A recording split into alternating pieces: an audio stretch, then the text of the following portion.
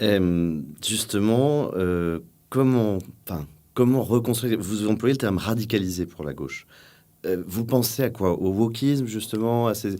Tout à fait. C'est-à-dire que regardez les formations politiques telles qu'elles sont à gauche, si nos auditeurs, téléspectateurs veulent me permettre de les amener tel avec un microscope sur la gauche, pour le constater tout simplement.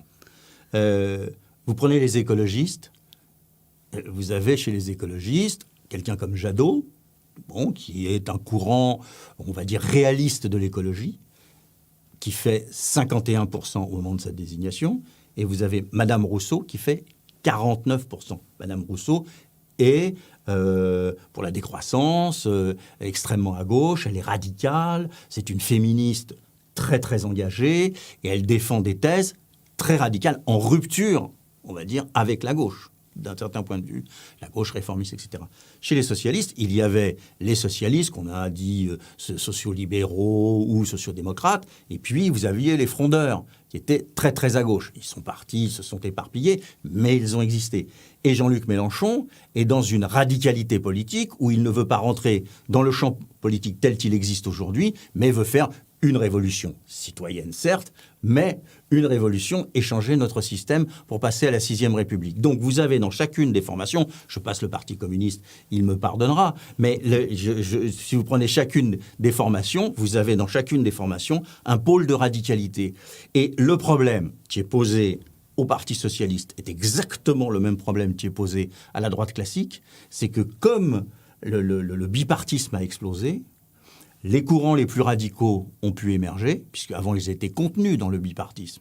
On était dominant, donc on les contenait. Aujourd'hui, ça a explosé. Donc tous les petits courants les plus radicaux, que ce soit à la droite de la droite ou que ce soit à la gauche de la gauche, sont émergents ou sont en dynamique. Et les partis classiques de notre société vont vers leurs extrêmes.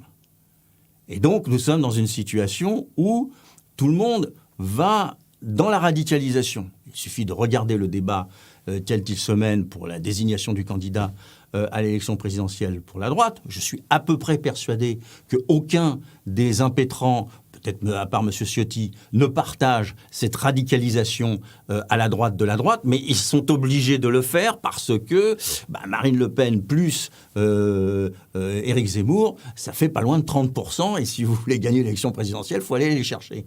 Donc, autant dans la période précédente, François Mitterrand, par exemple, et les successeurs de François Mitterrand à gauche dominaient le Parti communiste et l'extrême gauche. Donc c'était à eux de se rallier à François Mitterrand. Autant Jacques Chirac et ses successeurs dominaient à droite, et c'était jusqu'au moment où Jean-Marie Le Pen a percé, mais c'était à l'extrême droite de se rallier à le candidat de la droite. Autant aujourd'hui, ce sont ces formations qui sont obligées d'aller sur leur gauche ou sur leur droite.